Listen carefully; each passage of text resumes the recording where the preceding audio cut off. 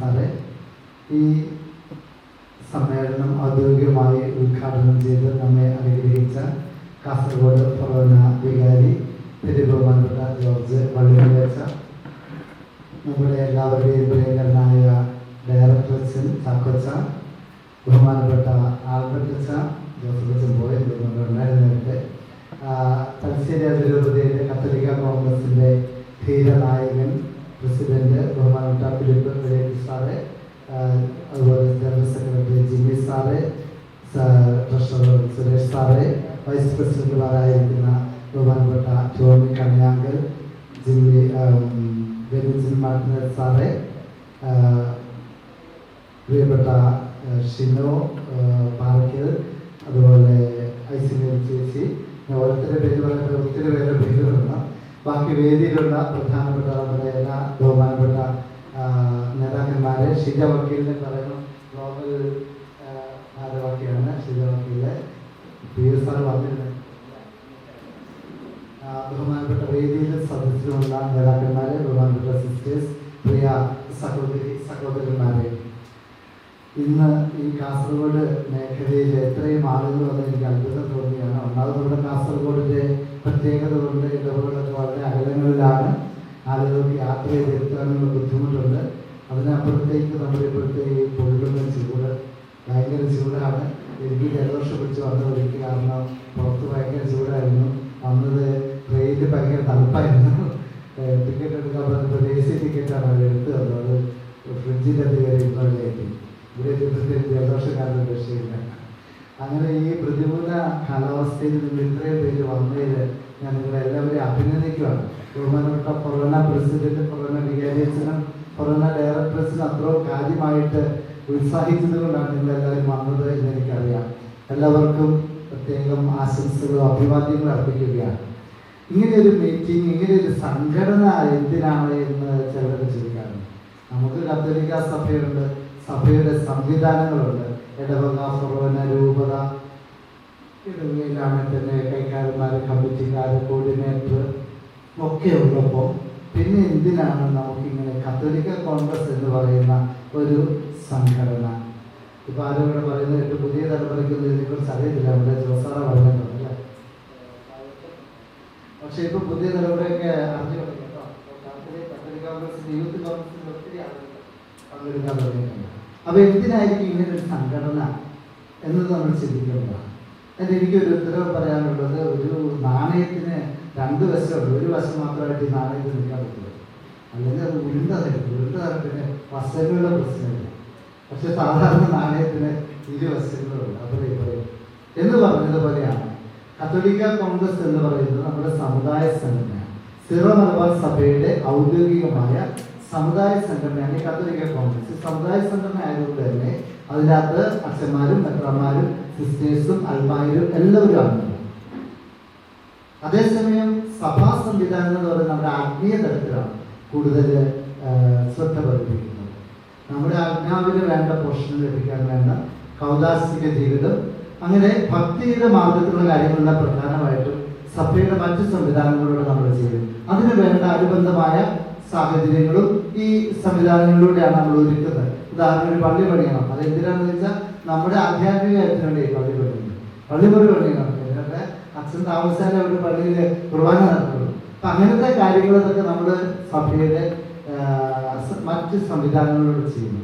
അതേസമയം നമ്മൾ താമസിക്കുന്ന സമൂഹത്തിൽ സാമൂഹിക, സാമ്പത്തിക, രാഷ്ട്രീയ മേഖലകളിൽ നമുക്ക് ഇടപെടണമെങ്കിൽ ഒരു സമുദായ സംഘടന വേണം. ഈ നായന്മാർക്ക് NSS ഉള്ളതുപോലെ, അല്ലെങ്കിൽ ഈഴവർക്ക് SNDP ഉള്ളതുപോലെ നമുക്ക് കത്തോലിക്ക കോൺഗ്രസ് ആണ്. നമ്മുടെ ആവശ്യങ്ങൾ നമ്മുടെ പൊതുസമൂഹത്തോട്, ഗവൺമെന്റിനോട് ആവശ്യപ്പെടണമെങ്കിൽ നമുക്ക് ശക്തമായ സംഘടനാ സംവിധാനങ്ങൾ വേണം. ഈ കഴിഞ്ഞ കാലങ്ങളിലൊക്കെ നമുക്കൊരു പ്രത്യേകത എന്താണെന്ന് വെച്ചാൽ നമ്മൾ വളരെ ശക്തരാണ്, കത്തോലിക്കൽ പ്രത്യേകിച്ച്. പക്ഷെ നമ്മുടെ ശക്തിയൊക്കെ കൃത്യമായിട്ടൊന്ന് വിലയിരുത്തി നോക്കിയാൽ അത് ഓരോ രൂപതകളിലേക്ക് വിഭജിതമാണ്. നമുക്കറിയാം, തലശ്ശേരി അതിരൂപത എന്ന് പറഞ്ഞാൽ വളരെ ശക്തമാണ്, ചങ്ങനാശ്ശേരി അതിരൂപത എന്ന് പറഞ്ഞാൽ അതുപോലെ ശക്തമാണ്, തൃശ്ശൂർ അല്ലെ എറണാകുളം അല്ലെങ്കിൽ മറ്റേതൊരു രൂപത എടുത്താലും അതിൽ തന്നെ വളരെ ശക്തിയുള്ളവരാണ്. പക്ഷേ ഒരുമിച്ച് നിൽക്കാൻ പറഞ്ഞാൽ നമ്മൾ ഒരുമിച്ച് നിൽക്കുക. പല കാരണം കൊണ്ട് നമ്മൾ വിഭജിതരായിരുന്നു. അതുകൊണ്ട് തന്നെ ഇവിടുത്തെ രാഷ്ട്രീയ സമൂഹം, ഇവിടുത്തെ സർക്കാരുകൾ നമ്മളെ പുലിവിലയാണ് ഏൽപ്പിച്ചിരിക്കുന്നു. അവർക്കറിയാം നമ്മൾ എന്ത് ചെയ്താലും ഒരുമിച്ച് നിൽക്കുകയാണ്. അതിനൊരു മാറ്റം വന്നത് കത്തോലിക്ക കോൺഗ്രസിന്റെ പുനരുദ്ധാരണത്തോടെയാണ്. നമ്മുടെ സിറ മലബാർ സിനഡ് തന്നെ നേതൃത്വം എടുത്ത് കത്തോലിക്ക കോൺഗ്രസ് ശക്തിപ്പെടുത്താൻ തീരുമാനിച്ചു. ഈ കത്തോലിക്ക കോൺഗ്രസിന്റെ പ്രത്യേകത ഇത് നമ്മുടെ ആത്മായ നേതാക്കളെ വളർത്തിയെടുക്കാൻ പ്രതിജ്ഞാബദ്ധമാണ് ഈ സംഘടന. നമ്മുടെ ആത്മായ നേതാക്കൾ ഒരു കാലഘട്ടത്തിൽ നമുക്ക് എന്തുമാത്രം നേതാക്കൾ ഇവിടെ ഉണ്ടായിരുന്നു. കേരളത്തിന്റെ ചരിത്രം നിങ്ങൾ എടുത്ത് പരിശോധിച്ച് നോക്കിയാൽ അതിപ്രശസ്തരായ പ്രഗത്ഭരായ ക്രൈസ്തവ നേതാക്കന്മാർ നമുക്കുണ്ടായിരുന്നു. ഇന്ന് വിരലിൽ എണ്ണാവുന്നവരെ നോക്കൂ. ഉള്ളവർ തന്നെ സമുദായം എന്ന് പറഞ്ഞാൽ തിരിഞ്ഞു നിൽക്കുന്ന ആളുകളാണ്. സമുദായത്തോട് കൂറുള്ള നേതാക്കന്മാർ വളരെ കുറവാണ്. പണ്ടൊരു ഉമ്മൻചാണ്ടിയും അല്ലെങ്കിൽ മാനിസാറും അതുപോലെ ജോസഫ് സാറും അതുപോലെ ഞാൻ പേര് പറയുകയാണെങ്കിൽ ഒത്തിരി പേര് അങ്ങനെ ഉണ്ടായിരുന്നു. ഇന്ന് എത്ര പേരുണ്ട്? ഞാൻ ഓർക്കുന്നുണ്ട്, ചന്ദ്രനിക്കാമല എൻ്റെ വീട് അവിടെ അടുത്തുള്ള ഇടവകയാണ് ആടാമ്പാറ.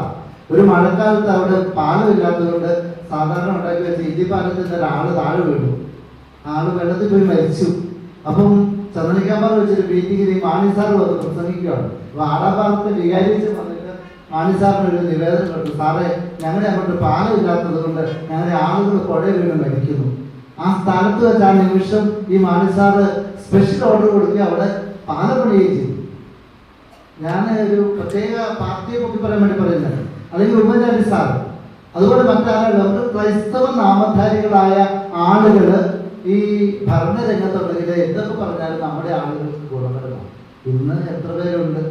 ഇനി രാഷ്ട്രീയത്തിലേക്ക് നോക്കിയാൽ കഴിഞ്ഞാൽ മാർക്സിസ്റ്റ് പാർട്ടി ആകട്ടെ, BJP ആകട്ടെ, കോൺഗ്രസ് ആകട്ടെ, കേരള കോൺഗ്രസ് ആകട്ടെ, അവരൊക്കെ ഇപ്പം വളരെ സൗകര്യപൂർവ്വം നമ്മുടെ ആളുകളെ നേതൃത്വ സ്ഥാനത്ത് നിന്ന് കളയുകയും സൈഡാക്കുകയും ചെയ്യുക. അത് അനുവദിക്കില്ല. ഞങ്ങൾ കത്തോലിക്കൽ ഒറ്റക്കെട്ടാണ്. ഏത് പാർട്ടിയിലുള്ളവരാണെങ്കിലും ഞങ്ങളുടെ ആളുകളെ നേതൃത്വത്തിലേക്ക് കൊണ്ടുവരണമെന്ന് ശക്തമായിട്ട് പറയാൻ ഇവിടെ ഒരു കത്തോലിക്ക കോൺഗ്രസ് വേണ്ടി വന്നു. ഞാൻ ഒരു പാർട്ടിയുടെയും പ്രത്യേക അനുഭാവിയല്ല. ഒരു പാർട്ടിയോട് എനിക്ക് വെറുപ്പുമില്ല, പ്രത്യേക സ്നേഹമില്ല. പക്ഷേ ഏത് പാർട്ടിക്കാരാണെങ്കിലും നമ്മുടെ സമുദായത്തോട് പരിഗണന കാണിക്കണമെന്ന് വിളിച്ചു പറയണമെങ്കിൽ നമ്മുടെ സമുദായത്തിന് ശക്തി ഉണ്ടാകും. ദൈവാനുഗ്രഹത്തിൽ കഴിഞ്ഞ ഒരു 1-2 വർഷങ്ങൾക്കുള്ളിൽ നമുക്ക് ആ കൂട്ടായ്മയും ഐക്യബോധവും വീണ്ടെടുക്കുവാൻ സാധിച്ചു. കഴിഞ്ഞ ദിവസം തൃശ്ശൂർ പോയി അംഗസുതാവ് പറഞ്ഞു, ഇവിടെ കത്തോലിക്ക കോൺഗ്രസ് ദീപം പ്രാപിച്ചിരിക്കുന്നത് ഞങ്ങൾ കണ്ടിട്ടുണ്ട്, തൃശ്ശൂരിൽ നമുക്ക് വളരെ ശക്തമാക്കണമെന്ന്. ഞങ്ങൾ അവിടെ പോയി അഭിനന്ദനം ഉണ്ടായിരുന്നു. അവിടുത്തെ നേതൃത്വരെ കണ്ടു, സംസാരിച്ചു. അവരൊരു വലിയൊരു മീറ്റിംഗ് അവിടെ നടത്താൻ പോവാം. ചങ്ങനാശ്ശേരി കഴിഞ്ഞ ദിവസം 30,000 പേരുടെ ആളുകളാണ് ഇറങ്ങിയത് കത്തോലിക്ക കോൺഗ്രസിന്റെ കൊടിയും പിടിച്ച്. അത് കണ്ടു കഴിഞ്ഞപ്പോഴത്തേക്കും രാഷ്ട്രീയക്കാരൊക്കെ നമ്മളോട് ഇങ്ങോട്ട് കോൺടാക്ട് ചെയ്തത്. തലശ്ശേരിയിലെ നിങ്ങൾ ഇവിടുന്ന് ആളുകൾ വന്നു.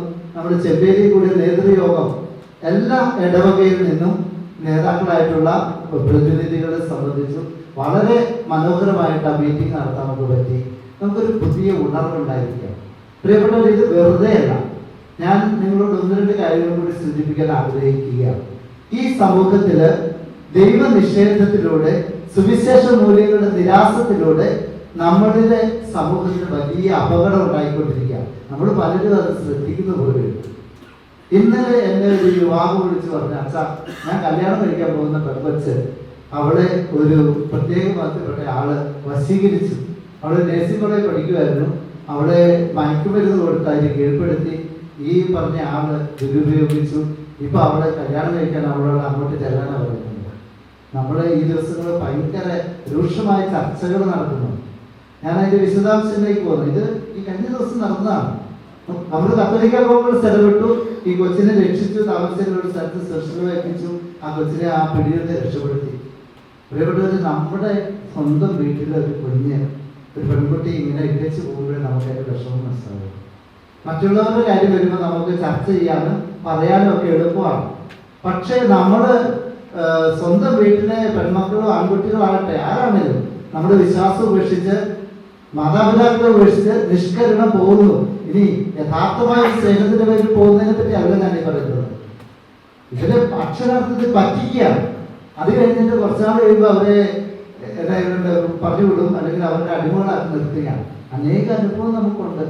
ഇതൊക്കെ സംഭവിക്കുന്നത് എന്തുകൊണ്ടാണ്? നമുക്ക് കൂട്ടായ്മ ഇല്ലാഞ്ഞിട്ടാണ്. നമ്മുടെ ഇടയിൽ ആളുകൾക്ക് പരസ്പരം ഉത്തരവാദിത്തമില്ലാഞ്ഞിട്ടാണ്. നമ്മുടെ സമുദായം ഒറ്റക്കെട്ടായിട്ട് നിൽക്കണം. ഒറ്റപ്പെട്ടു പോയാൽ നമുക്ക് ശക്തിയില്ല പ്രിയപ്പെട്ടവർ.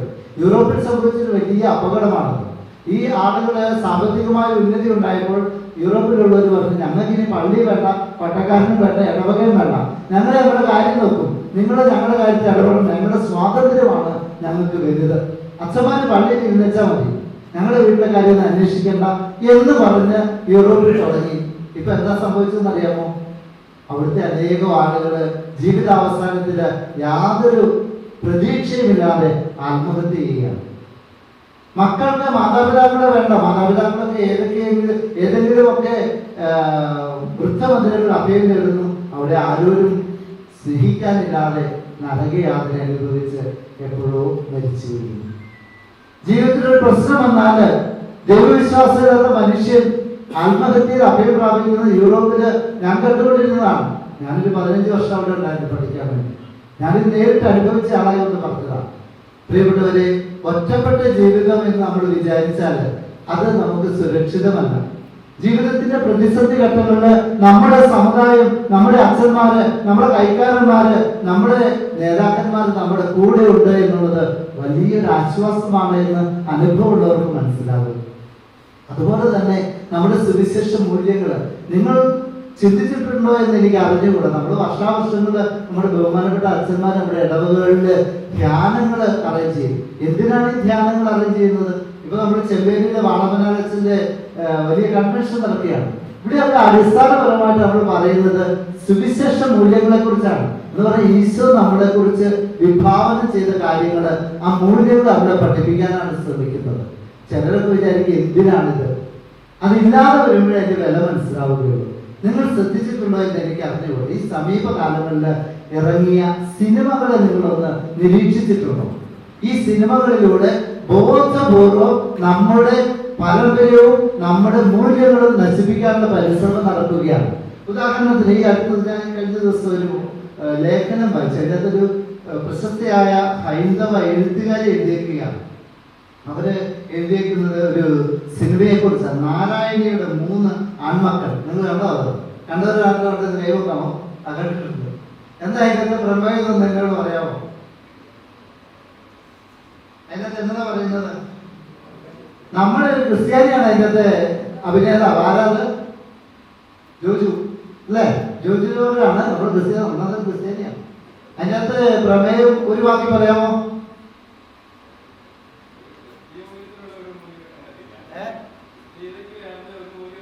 ഇല്ല. അതോ ഇരിക്കെ ക്രിസ്തീയതയ്ക്ക് ചേർന്ന ഒരു മൂല്യം ഇല്ലെന്ന് മാത്രമല്ല, ക്രിസ്തീയ മൂല്യങ്ങളെ നശിപ്പിക്കാനുള്ള ബോധപൂർവമായ ഒരു സിനിമയാണ്.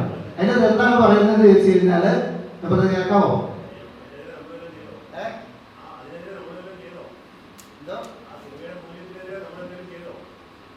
അതിനെപ്പറ്റിയാ പറയുന്നത്. ഇതിപ്പോ ചെയ്യുന്ന കാര്യത്തെ പറയുമ്പോൾ ആദ്യം ഇത് അറിയണമല്ലോ. മനുഷ്യന് എന്തെങ്കിലും അറിയാതെ പറ്റി വല്ലതും ചെയ്യാൻ പറ്റുമോ? ഇങ്ങനെ സംഭവം നടക്കുന്നതെന്ന് നമുക്ക് ചെയ്യാൻ പറ്റില്ല. അപ്പൊ ഞാൻ പറഞ്ഞത് ഇതിനകത്ത് സഹോദരങ്ങൾ തമ്മിലുള്ള ബന്ധത്തെ കുറിച്ചുള്ള ഒരു സിനിമയാണ്. അതിൻ്റെ അകത്ത് സഹോദരങ്ങൾ തമ്മിൽ സെക്ഷൽ ബന്ധം തെറ്റല്ല എന്നാണ് അതിനകത്ത് അവതരിപ്പിക്കുന്ന പ്രമേയം. നമുക്കറിയാം, നമ്മുടെ ചേട്ടത്തി അനിയന്റെ മക്കള് എൻ്റെ അപ്പന്റെ ചേട്ടന്റെ അല്ലെ അനിയന്റെ മക്കൾ എന്ന് പറയുന്നത് എൻ്റെ സഹോദരങ്ങളാണ്. അങ്ങനെയാണ് നമ്മുടെ കാഴ്ചപ്പാട്, നമ്മുടെ സുവിശേഷാനുസൃതമായ ജീവിതവും. അവര് തമ്മിൽ ലൈംഗിക ബന്ധം നമുക്ക് ചിന്തിക്കാൻ പറ്റില്ല. അങ്ങനെ എവിടെയെങ്കിലും ഉണ്ടായിട്ടുണ്ടെങ്കിൽ അത് ഒരു പെർവേർഷനാണ്, എന്താ പറയുന്ന അപജയമായിട്ടാണ് നമ്മൾ കാണുന്നത്. അത് എന്തുകൊണ്ടാണ്? നമ്മൾ ക്രൈസ്തവ മൂല്യങ്ങളുള്ളതുകൊണ്ടാണ്. ഒരു മകന് ഒരമ്മയോടോ സഹോദരിയോടോ ലൈംഗിക ബന്ധം പാടില്ല എന്നുള്ളത് നമ്മുടെ സനാതനമായ നിയമമാണ്. ഈ നിയമത്തെ തൃണവൽക്കരിച്ചുകൊണ്ട് സിനിമയിലൂടെ അവതരിപ്പിക്കുകയാണ്. അതൊക്കെ വളരെ നോർമലാണ്. അത് അവരുടെ സ്വാതന്ത്ര്യമാണ് എന്നാണ് അവതരിപ്പിക്കുന്നത്. അതിനെതിരെ നമ്മൾ പ്രതികരിച്ചതെന്ന് ആ ചേട്ടൻ ചോദിച്ചത് ശരിയാണ്. അതിന് പ്രതികരിക്കാൻ പറ്റില്ല. എല്ലാവരും കൂടി മനസ്സിലാക്കുന്നതിനാണ് പിടിക്കുക. ഇതിവിടെ ബോധപൂർവമായിട്ട് നമ്മുടെ സമൂഹത്തിലെ മൂല്യങ്ങളെ നശിപ്പിക്കാനുള്ള പരിശ്രമം നടത്തുന്നുണ്ട്. ഇത് ധാർമ്മിക ബോധത്തെ കുറിച്ചുള്ള ഒരു ഉദാഹരണം. ഇനി ഞാൻ ചോദിക്കട്ടെ, മറ്റ് സിനിമകളുണ്ട്. പണി എന്ന് പറയുന്ന സിനിമ ജോർജിന്റെ വന്നായിരുന്നു. പണി നിങ്ങളാരും കണ്ടോ? പണി എന്ന് പറയുന്ന സിനിമ കണ്ടാലുണ്ടോ? ജനാ നിലയോട് ഞാൻ പോയി കണ്ടായിരുന്നത്. അതിൻ്റെ അകത്ത് ഇതെന്താണെന്ന് അറിയണം നമ്മൾ. എന്നാലും പറയത്തുള്ളൂ. എന്നെ ഈ ചാനൽ ചർച്ചകളൊക്കെ വിളിക്കും. ഒരു ദിവസം ഒരു ചർച്ച വിളിച്ചപ്പോൾ എന്നോട് ഇതിനെപ്പറ്റി ചോദിച്ചപ്പോൾ എനിക്കറിയില്ല. ഞാൻ സിനിമ പൊതുവെ കാണുന്ന ആളല്ല. അപ്പൊ അത് അവതാരകരുടെ ഫാദറെ വല്ലപ്പോഴും കണ്ടാലേ ഇതിനെപ്പറ്റി പറയാൻ പറ്റുള്ളൂ. അപ്പൊ ഞാനിത് മനഃപൂർവ്വം പോയി കണ്ടു. അതുപോലെ വേറെ സിനിമയായിരുന്നു എന്നായിരുന്നത്, നമ്മുടെ എല്ലാവരും തലയെല്ലാം വെട്ടി കൊല ചെയ്ത സിനിമ, നമ്മുടെ ഉണ്ണിമൂന്നിന്റെ മാർക്കോ. ശ്രദ്ധിക്കാതെ ഇരിക്കാൻ പറ്റില്ല. അതുപോലത്തെ ആയിരുന്നു. ഒരു അമ്മയുടെ വയറ്റിലുള്ള കുഞ്ഞിനെ വലിച്ചു വരച്ചെടുത്ത് ഇങ്ങനെ പിടിച്ച് കാണിക്കുകയാണ്. ഇതൊക്കെ നമുക്ക് ചിന്തിക്കാൻ പറ്റുമോ? ഇത് കണ്ടിട്ടാണ് പിള്ളേര് തലയടിച്ചു പൊട്ടിക്കുന്നത്. നിങ്ങൾ ചിന്തിക്കണത് നമ്മുടെ യുവജനത ഈ സിനിമകൾ കണ്ടിട്ട് അതുപോലെ ചെയ്യുവാണ്. ഇപ്പൊ കുറെ താടി നീട്ടി ഭയങ്കര വിഷഭക്ഷണത്തിൽ നടക്കുന്നത് ഇവിടുന്ന് ഇത് സിനിമയിൽ നിന്നാണ് വരുന്നത്. അതുകൊണ്ട് നമ്മുടെ സിനിമകളിലൂടെ മറ്റ് മാധ്യമങ്ങളിലൂടെ നമ്മുടെ മൂല്യങ്ങളെ, സനാതനമായ കുടുംബ ബന്ധങ്ങളെ നശിപ്പിക്കുന്നു. മറ്റൊന്നാണ് ചുരുടി സിനിമകളുടെ ആരല്ലോ അതിൻ്റെ അകത്ത് കേൾക്കുന്നത് ഞാൻ കണ്ടില്ല, കേട്ടവർ പറഞ്ഞാണ്. പറയുന്ന തെറി, അശ്ലീലം എന്ന് പറഞ്ഞാല് സാധാരണക്കാരൻ കേൾപ്പിക്കാൻ പറ്റിയതാണ്. പണ്ടൊക്കെ നമ്മുടെ ആളുകൾ കള്ളു കുടിച്ചിട്ട് ചെറിയ ചെറിയ പാലപ്പടക്കം പൊട്ടിക്കയറുന്ന കേൾക്കാറുണ്ട്. ഇത് അതുപോലെയൊന്നും അല്ല. നമുക്ക് ചിന്തിക്കാൻ പറ്റാത്ത പോലത്തെ തെറിയാകുന്നത് എന്ന് പറഞ്ഞ എന്താ സംഭവം? ഇത് പറഞ്ഞ് കേൾക്കുന്ന പിള്ളേരെല്ലാം പിന്നെ ഇതാണ് ഫാഷനായിട്ട് പറഞ്ഞുകൊണ്ടിരിക്കുന്നത്. വീട്ടിലെ അപ്പനോടോ അമ്മയോടോ ഒരു മടിയില്ലാതെ തെറി പറയാൻ മകന് മകൾക്ക് പ്രേരണ ഉണ്ടാകുന്ന വിധത്തിലുള്ള സിനിമകൾ ഇവിടെ ഇറങ്ങുകയാണ്. ഇത് സിനിമ എന്ന് പറയുന്നത് വലിയൊരു മാധ്യമമാണ്. നമ്മൾ അറിയാതെ അതിലെ കുറെ കാര്യങ്ങൾ നമ്മളെ സ്വാധീനിക്കും. ജീവിതത്തില്, വാക്കില്, പ്രവൃത്തിയില് അരാജകത്വം ഉണ്ടാക്കുവാൻ ഇവിടെ ബോധപൂർവമായ ശ്രമം ഉണ്ടാകും. ഇതിനെല്ലാം അടിസ്ഥാനപരമായ കാര്യം ദൈവവിശ്വാസം ഇല്ലാതാക്കുക എന്നുള്ളതാണ്. നിരീശ്വരവാദ പ്രസ്ഥാനങ്ങളിൽ പ്രവർത്തിക്കുന്നവര് അത് വലിയ കാര്യമായിട്ട് കരുതുന്ന ഒരു കാലഘട്ടമാണിത്. പക്ഷെ അതിന്റെ വിപരീത ഫലം എന്താണെന്ന് ആരും ചിന്തിക്കുന്നില്ല. നിരീശ്വര പ്രസ്ഥാനങ്ങള് ബോധപൂർവം ദൈവമില്ല എന്ന് അവതരിപ്പിക്കുമ്പോൾ മനുഷ്യർ തമ്മിലുള്ള ബന്ധങ്ങളിൽ അവിടെ കുറവുണ്ടാകും. നമ്മൾ എന്തൊക്കെ പറയാം, അത് ചരിത്രം നമ്മളെ പഠിപ്പിക്കുന്നുണ്ട്. അതുകൊണ്ട് ഇത്തരം പ്രവർത്തനങ്ങൾ നമ്മുടെ നാട്ടില് ബോധപൂർവം നടക്കുന്നുണ്ട്. മറ്റൊരു കാര്യം, ഈ ഇന്റലിജൻസിലുള്ള ഒരാൾ എന്നോട് പറഞ്ഞ, ഫാദർ നിങ്ങളുടെ സമുദായത്തെ ടാർഗറ്റ് ചെയ്ത് ഇവിടെ പ്രവർത്തനങ്ങൾ നടത്തുന്നുണ്ട്. ഒന്ന്, നിങ്ങളുടെ സിസ്റ്റർമാരെയാണ് അവർ വളരെ കൃത്യമായിട്ട് ഇപ്പോൾ ടാർഗറ്റ് ചെയ്യുന്നത്. സിസ്റ്റേഴ്സിനെ വളരെ കൃത്യമായി ടാർഗറ്റ് ചെയ്തിട്ട് പല സിസ്റ്റർമാരെ ക്ഷമിക്കണം, ഇത് യാഥാർത്ഥ്യമാണ്. നമ്മുടെ സമുദായത്തിന്റെ പൊതു പ്രശ്നമായതുകൊണ്ടാണ് ഞാൻ ഇവിടെ പറയുന്നത്. ഇത് നമ്മുടെ ആരുടെയും കുറവ് കൊണ്ടല്ല, നമ്മളിത് അറിഞ്ഞിരിക്കണം. പണ്ടൊക്കെ നമ്മുടെ സമുദായം, നമ്മുടെ അച്ഛന്മാർക്ക് സിസ്റ്റേഴ്സിന് കരുതലായി കോട്ടയായി നിൽക്കുമായിരുന്നു. ഇന്ന് എല്ലാവരും സ്വന്തം കാര്യം നോക്കി നിൽക്കുവാണ്. അപ്പൊ പല മഠത്തിൽ നിന്ന് സിസ്റ്റർമാരെ ബോധപൂർവ്വം പറ്റിച്ച് പ്രണയക്കെളിയിൽപ്പെടുത്തി ചാടിച്ചോണ്ട് പോകുന്ന അനുഭവം നമ്മുടെ നാട്ടിൽ നിരവധിയുണ്ട്. ഈ സിസ്റ്റർമാരെന്ന് പറയുന്നത് ഇവിടുന്ന് വരുന്ന ആളുകളാണ്, എന്റെയും നിങ്ങളുടെയും സഹോദരിമാരാണ്, അല്ലെങ്കിൽ പ്രായമുള്ളവർ പറയുന്ന മക്കളാണ്. നമ്മുടെ കുടുംബത്തിൽപ്പെട്ട ഒരു സിസ്റ്ററിനെ ബോധപൂർവം ആളുകൾ പറ്റിച്ചോണ്ട് പോയാൽ നമുക്ക് കൊള്ളും. നമ്മുടെ കുടുംബത്തിൽ സിസ്റ്റർ ഇല്ലെങ്കിൽ നമ്മൾ കണ്ടു രസിച്ചിരിക്കും, ഗുരുവാർക്കൊന്നും വേറെ പണിയില്ല എന്ന് പറയുന്ന ആളുകളുണ്ട്. പക്ഷെ നമ്മുടെ സമുദായത്തിനാണ് ഇതിൽ നിന്ന് അപജയം. അച്ഛന്മാർക്കൊണ്ട് ഇതേ കുഴപ്പങ്ങള്. ഈ പ്രശ്നങ്ങളൊക്കെ നമ്മൾ അഡ്രസ് ചെയ്യണം. നമ്മൾ ഓടി ഒളിച്ചിട്ട് കാര്യമില്ല. അതൊക്കെ സാധിക്കണമെങ്കിൽ നമ്മുടെ സമുദായ സംഘടന വേണം, സമുദായ ബോധം വേണം, നമുക്കൊരു സ്വത്വ ബോധം വേണം. പ്രിയപ്പെട്ടവരെ, മറ്റുള്ളവർക്ക് അതുണ്ട്. അവരുടെ ഒരു പ്രശ്നത്തിന് അവരുടെ കൂട്ടത്തിൽ ആളുകളുണ്ട്. നമുക്ക് രാവിലെ പള്ളി വന്നു, അല്ലെങ്കിൽ ഞായറാഴ്ച പള്ളി വന്നു, നൊവേനയും കൂടി 2 കൊത്ത നമസ്കാരത്തിൽ കൂടി പോയാൽ മതി എന്നാ പള്ളി വിചാരിക്കുന്നത്. അതുകൊണ്ടായില്ല. ദൈവം ആഗ്രഹിക്കുന്നത് നമ്മൾ ദൈവജനമായിട്ട് ജീവിക്കണമെന്നാണ്. ദൈവജനം എന്ന് പറയുന്നത് ഈ ഇരിക്കുന്ന അച്ഛന്മാരുടെ, ഞാനുൾപ്പെടെയുള്ള അച്ഛന്മാരുടെ സ്വന്തമല്ല. ദൈവജനം ദൈവത്തിൻ്റെതാണ്. ഈ ദൈവജനത്തിന് സേവനം അനുഷ്ഠിക്കാനാണ് ഞങ്ങളെ ദൈവം തെരഞ്ഞെടുത്തതും പട്ടം തന്ന് അഭിഷേകം ചെയ്തതും. ഇത് ഭരിക്കാൻ വേണ്ടിയുള്ളതല്ല.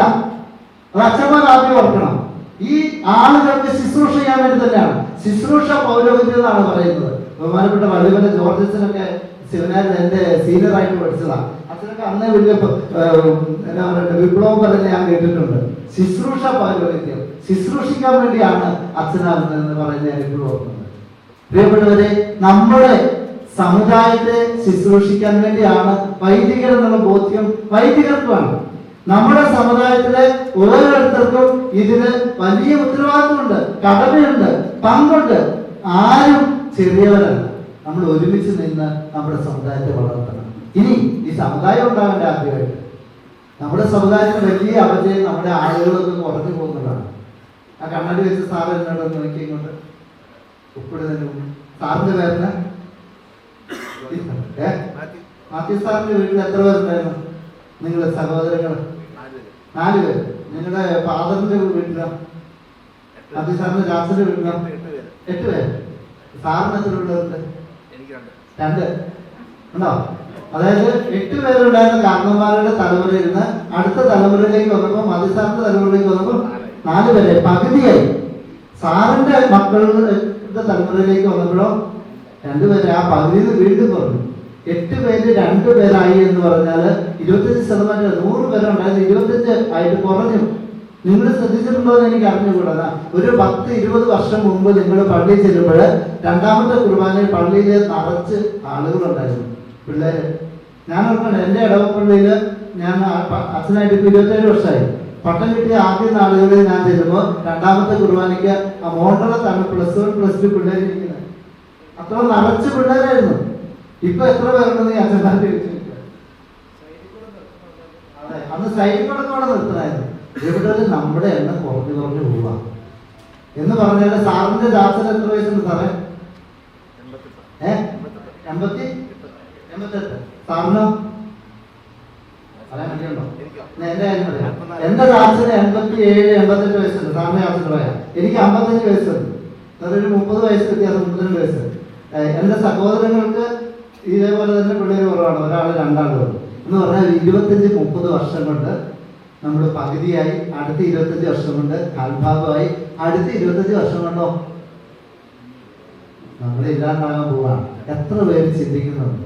അപ്പൊ ഇവിടെ ഇരിക്കുന്നവർ പറയും ഞങ്ങളെ കൊണ്ടൊന്നും കിട്ടിയെന്ന്. പക്ഷേ നമ്മൾ നമ്മുടെ യുവാക്കളെ പറഞ്ഞു പഠിപ്പിക്കണം, മക്കൾ ദൈവത്തിന്റെ ദാനമാണ്. അച്ഛന്മാരെ ഞങ്ങൾ പുരുഷക്കാർ ഒരു കാലഘട്ടത്തിൽ അത് പഠിപ്പിച്ചിട്ട് വേണ്ട പോലെ. നമ്മുടെ സമുദായം അന്യം നിൽക്കാൻ അധികം വർഷം വേണ്ട. ഇവിടെ ഇന്ത്യയില് പാഴ്സി മതക്കാരെന്ന് പറഞ്ഞ മതക്കാരുണ്ട്, നിങ്ങൾക്കറിയാലോ അല്ലേ? പാഴ്സി സിൻഡ്രോം എന്ന് പറയുന്നത് ഇല്ലാണ്ടായി പോകുന്നതിന്. അവർക്ക് കുട്ടികളില്ല, അവർക്ക് സാമ്പത്തികമായി വലിയ ഉന്നതിയുണ്ട്, അവരാരും ദാരിദ്ര്യം അനുഭവിക്കുന്ന ഒരാൾക്കൂട്ടത്തിലില്ല. പക്ഷെ മക്കളില്ലാണ്ടായി ഇന്ന് ആ സമുദായം ഇല്ലാതായിരിക്കുകയാണ്. സീറോ മലബാർ സമുദായം. ഞാൻ ഒരു 30 വർഷം കഷ്ടി ജീവിക്കാനുണ്ടെങ്കിൽ ദൈവം അനുഗ്രഹിച്ചാൽ ഒരു 40-50 വർഷം കഴിഞ്ഞാൽ നമ്മൾ ഇല്ലാതാവുന്നുണ്ട്. ഈ പാഴ്സികൾക്ക് പറ്റിയ സ്ഥിതി നമുക്ക് വരാൻ പോകണം. അതുകൊണ്ട് നമ്മുടെ മക്കളെ, യുവതലമുറയെ നിങ്ങളത് പറഞ്ഞ് ബോധ്യപ്പെടുത്തണം. ദൈവം തരുന്ന കുഞ്ഞുങ്ങളെ നമ്മൾ സ്വീകരിക്കണം. അപ്പൊ സാമ്പത്തിക പ്രശ്നങ്ങൾ നിങ്ങൾ പറയും, ശരി, അതൊക്കെ ഉണ്ട്. അത് നമ്മൾ കൂട്ടായിട്ട് ഏറ്റെടുക്കണം. നമ്മുടെ പിള്ളേർക്ക് കല്യാണം കഴിക്കാൻ എത്ര വയസ്സ്? 30-35. കല്യാണം കഴിക്കാത്ത അനേകരുണ്ട്. സാധാരണ ഇപ്പൊ കല്യാണം കഴിക്കുന്നത് 30-32 കാലഘട്ടത്തിലാണ്. മറ്റ് സമുദായത്തിൽപ്പെട്ടവരൊക്കെ 22-23 അവർ കല്യാണം കഴിച്ചു 30 വയസ്സായപ്പോഴത്തേക്ക് 4-5 പിള്ളേർ അവർക്കായി. ആ പിള്ളേരെന്ന് പറഞ്ഞാൽ നല്ല ജീവിച്ചിരുന്നുള്ള പിള്ളേരാണ്. കാരണം എന്താണ്? ഈ പുരുഷന്റെ സ്ത്രീയുടെ ജീവിതത്തിലെ ഏറ്റവും പ്രധാനപ്പെട്ട കാലഘട്ടത്തിലുണ്ടാകുന്ന കുട്ടികളാണ്. അവരുടെ ബുദ്ധി, അവരുടെ ശക്തി ഒക്കെ വളരെ പ്രത്യേകം എടുത്തു പറയേണ്ടതാണ്. ഇത് കട്ടിലിന് എഴുതിക്കാൻ പറ്റിയാത്ത കാലഘട്ടത്തില് 1-2 കൊച്ചുങ്ങളുണ്ടാകും. അതുങ്ങൾക്ക് പഠിക്കാനും പേടി. ഒരു കൊച്ചുണ്ടെങ്കിൽ ആ കൊച്ചിന് സർവ്വ കാര്യങ്ങളും ചെയ്തു കൊടുക്കും. ഒന്നിനും കുറവില്ലാതെ അതുങ്ങളെ വളർത്തും. അവസാനം ഈ കൊച്ചിന് ഒരു ചെറിയ പ്രതികൂല സാഹചര്യം ഉണ്ടാകുമ്പോൾ കൊച്ചെന്ത് ചെയ്യും? ആത്മഹത്യ ചെയ്യും. അനുഭവമാണ് എത്ര പേരുടെ. നമ്മളിതൊന്നും ശ്രദ്ധിക്കുന്നില്ല പ്രിയപ്പെട്ടവരെ.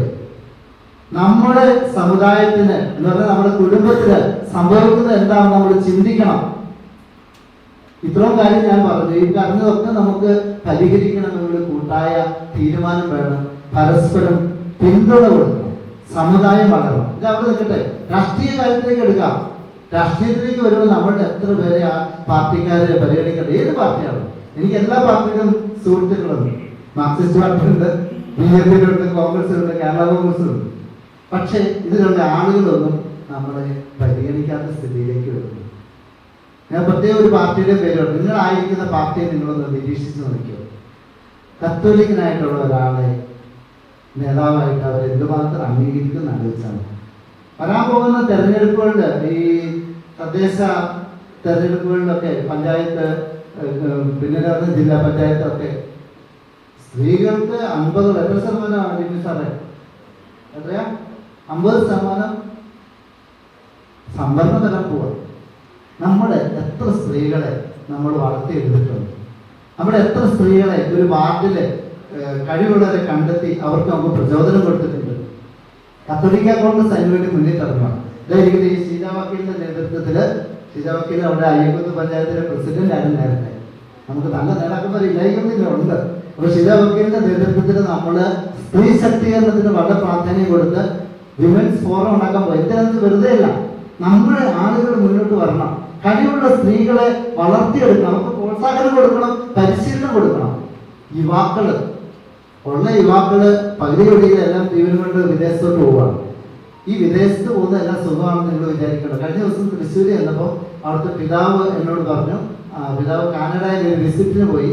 അത് കഴിഞ്ഞപ്പോഴും വന്നപ്പോൾ പിതാവ് ഭയങ്കര സങ്കടമായിരുന്നു. കാരണം അവിടെ പഠിക്കാൻ കാനഡയിൽ പോയേക്കുന്ന പിള്ളേര് അവിടുത്തെ പള്ളിമുറിയിൽ ഉള്ള സൗകര്യം കൊടുത്തേക്കാം, കാരണം പുറത്ത് സൗകര്യമില്ല. 1000 ആളുകൾ താമസിക്കുന്ന ഒരു വില്ലേജിലോട്ട് പിതാവ് പറഞ്ഞു 5000 പിള്ളേരെയൊക്കെ അവരൊക്കെ അക്കോമഡേറ്റ് ചെയ്യുന്നത്. അവർക്ക് താമസിക്കാൻ സ്ഥലമില്ല. അവരുടെ വീടുകൾ, വിദേശത്തുള്ള വീടുകൾ, എനിക്കും അറിയാം, ഞാനതുപോലെ താമസിച്ചാണ്.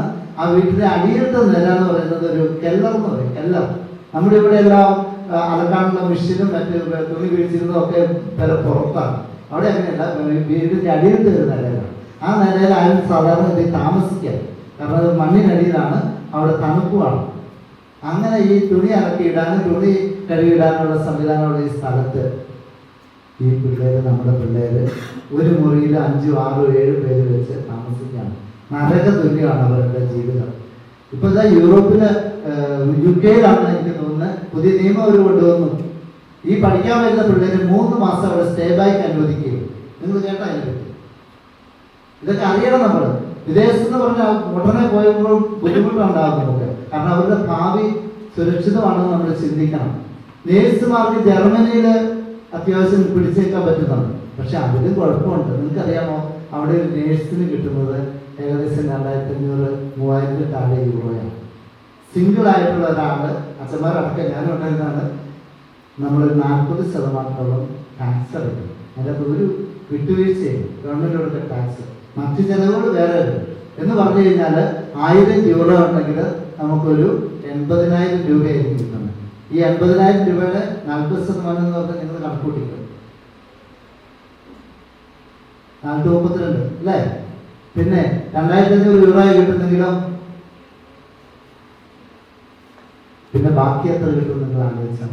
ആ കിട്ടുന്ന പൈസ എന്ന് പറഞ്ഞാൽ അവിടെ ഈ വീട്, അവിടെ തണുപ്പാണ്, ചൂടാക്കണമെങ്കിൽ പ്രത്യേകം അതിന് പൈസ കൊടുക്കണം.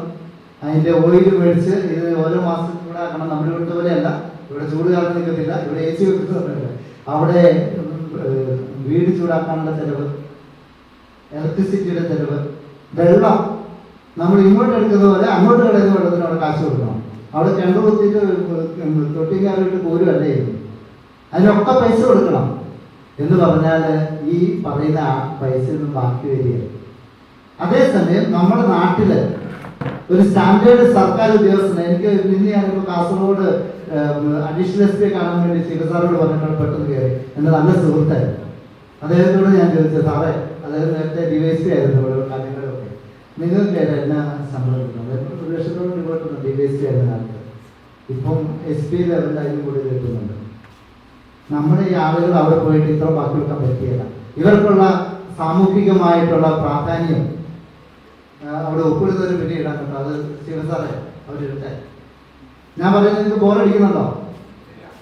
ഇതൊക്കെ നമ്മൾ അഡ്രസ് ചെയ്യപ്പെടുന്ന വിഷയങ്ങളാണ്.